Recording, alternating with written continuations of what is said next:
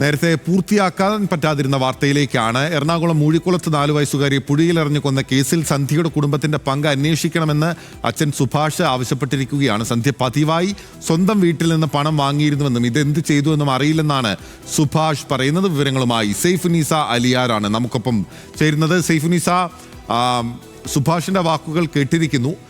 ഇതിൽ ഒരുപാട് ദുരൂഹതകൾ അല്ലെങ്കിൽ ഒരുപാട് സംശയങ്ങൾ ഇപ്പോഴും ബാക്കി നിൽക്കുകയാണ്. പൊതുവിൽ നമ്മൾ കേൾക്കുമ്പോൾ പോലീസ്, റൂറൽ SP ഉൾപ്പെടെ പറയുന്നതും ഇതിൽ ഒരുപാട് സംശയങ്ങൾ, അവ്യക്തതകൾ നിൽക്കുകയാണ് എന്നുള്ളതാണ്. സന്ധ്യയ്ക്ക് മാനസിക പ്രശ്നമൊന്നും ഇല്ല എന്നുള്ളതാണ് ഭർത്താവ് സുഭാഷ് പറയുന്നത്.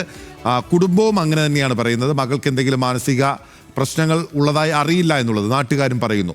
പക്ഷേ സന്ധ്യ വളരെ കൂളായി ഒരു കുഞ്ഞിനെ, സ്വന്തം നൊന്തു പെറ്റ ഒരു കുഞ്ഞിനെ കൊലപ്പെടുത്തിയ ശേഷം വളരെ കൂളായി സ്റ്റേഷനിൽ പെരുമാറുന്നു, ഭക്ഷണം കഴിക്കുന്നു, കിടന്നുറങ്ങുന്നു, പോലീസുമായി എല്ലാ വിധത്തിലും സഹകരിക്കുന്നു എന്നിങ്ങനെ നിൽക്കുമ്പോൾ എന്താണ് യഥാർത്ഥത്തിൽ സംഭവിച്ചത്, ഒരു മോട്ടോ എന്താണ് എന്നുള്ളത് മനസ്സിലായിട്ടില്ല എന്ന് റൂറൽ SP വ്യക്തമാക്കുകയാണ്. ഇപ്പോൾ കുഞ്ഞിൻ്റെ പിതാവായിട്ടുള്ള സുഭാഷ് എന്താണ് പറയുന്നത്? സുഭാഷിനെതിരെ ഈ സന്ധ്യയുടെ അമ്മ ഉൾപ്പെടെ ഇന്നലെ ആരോപണം ഉന്നയിക്കുകയും ചെയ്തിരുന്നുവല്ലോ.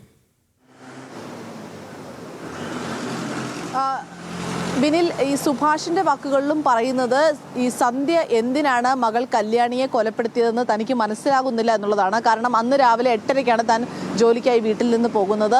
പോകുമ്പോൾ സാധാരണ രീതിയിൽ തന്നെ വീട്ടിലെ കാര്യങ്ങളെല്ലാം ചെയ്യുകയായിരുന്നു. സന്ധ്യ മകൾ സ്കൂളിൽ അംഗനവാടിയിൽ പോകുവാനായി റെഡിയായി നിൽക്കുന്നത് കണ്ടാണ് താൻ പോകുന്നത്.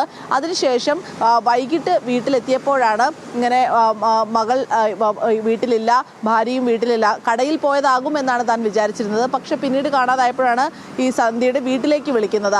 പിന്നീട് ഈ മരണ വാർത്തയാണ് അറിയുകയും ചെയ്യുന്നത്. ഈ സമയങ്ങളിലെല്ലാം തന്നെ, അതായത് ഈ സന്ധ്യ വീട്ടിൽ നിന്ന് ഒരു 3:15 കൂടിയാണ് അംഗനവാടിയിൽ നിന്ന് മകളെയും കൊണ്ട് പോകുന്നത്. അതിനുശേഷം 7 മണി വരെയുള്ള സമയമുണ്ട്. ഈ ഇത്രയധികം സമയം വേണ്ട ഈ സന്ധ്യയുടെ വീട്ടിൽ എത്തിച്ചേരാൻ എന്നുള്ളതാണ് പറയുന്നത്. അതിനകത്ത് പോയി വരാവുന്ന ഒരു ദൂരവും സ്ഥലവുമാണ് ഈ വീട്ടിലേക്കുള്ളത്.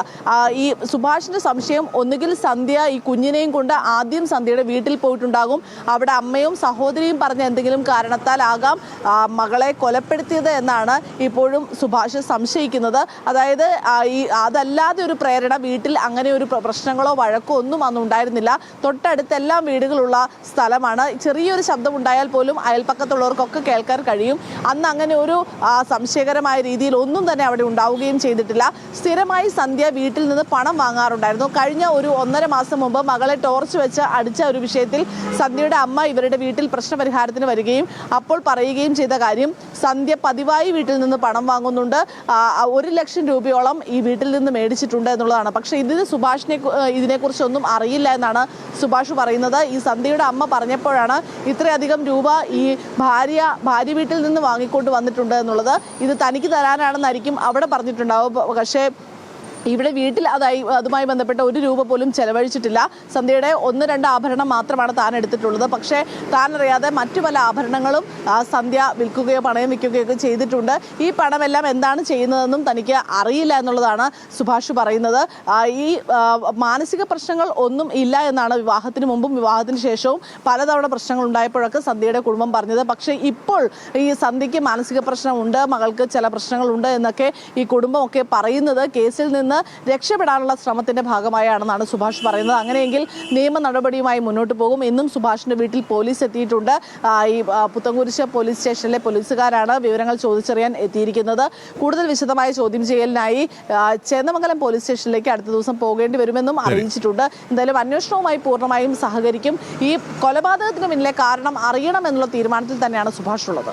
ഉറപ്പായും അത് അറിയുക എന്നുള്ളതാണ് ഈ കേസുമായി ബന്ധപ്പെട്ട് ഏറ്റവും പ്രധാനപ്പെട്ട നടപടിക്രമങ്ങളിലുണ്ട്. സന്ധ്യയ്ക്ക് മാനസിക പ്രശ്നങ്ങൾ ഇല്ല എന്നുള്ളതാണ് കുടുംബം ഉൾപ്പെടെ സന്ധ്യ അറിയുന്ന എല്ലാവരും പറയുന്നത്. അപ്പോൾ എന്തിനീ കൊലപാതകം, ഹീനമായ കൊലപാതകം നടത്തി എന്ന ചോദ്യം കേരളത്തിന്റെ പൊതുസമൂഹം ചോദിക്കുകയാണ്. സൈഫുന്നീസ അലിയാരാണ് വിവരങ്ങൾ നൽകിയത്.